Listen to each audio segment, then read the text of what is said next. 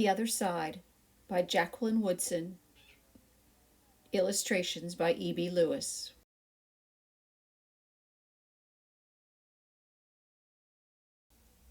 That summer, the fence that stretched through our town seemed bigger.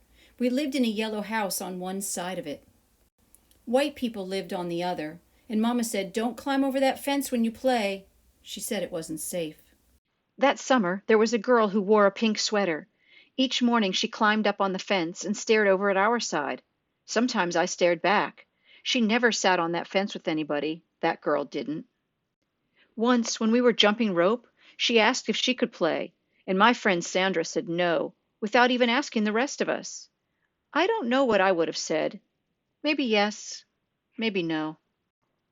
That summer, everyone and everything on the other side of that fence seemed far away. When I asked my mama why, she said, "Because that's the way things have always been." Sometimes when me and Mama went into town, I saw that girl with her mama, and she looked sad sometimes, that girl did. "Don't stare," my mama said. "It's not polite." It rained a lot that summer. On rainy days, that girl sat on the fence in a raincoat. She let herself get all wet and acted like she didn't even care.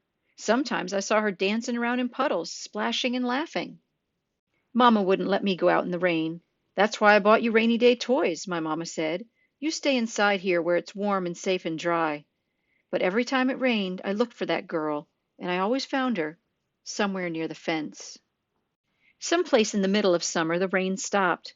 When I walked outside, the grass was damp, and the sun was already high in the sky, and I stood there with my hands up in the air. I felt brave that day. I felt free. I got close to the fence, and that girl asked me my name. "Clover," I said.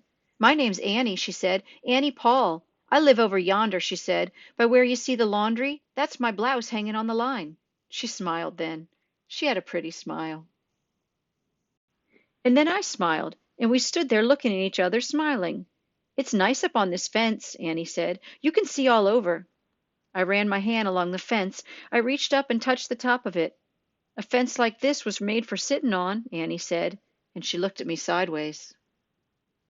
"My mama says I shouldn't go on the other side," I said. "My mama says the same thing, but she never said nothing about sitting on it." "Neither did mine," I said. That summer me and Annie sat together on that fence, and when Sandra and them looked at me funny, I just made believe I didn't care. Some mornings my mama watched us. I waited for her to tell me to get down from that fence before I break my neck or something, but she never did. "I see you made a new friend," she said one morning, and I nodded, and Mama smiled. That summer me and Annie sat on that fence and watched the whole wide world around us. One day Sandra and them were jumping rope near the fence, and we asked if we could play. "I don't care," Sandra said. And when we jumped, Sandra and me, we were partners, the way we used to be. When we were too tired to jump any more, we sat up on the fence, all of us, in a long line. "Some day somebody's going to come along and knock this old fence down," Annie said. And I nodded. "Yeah," I said, "some day."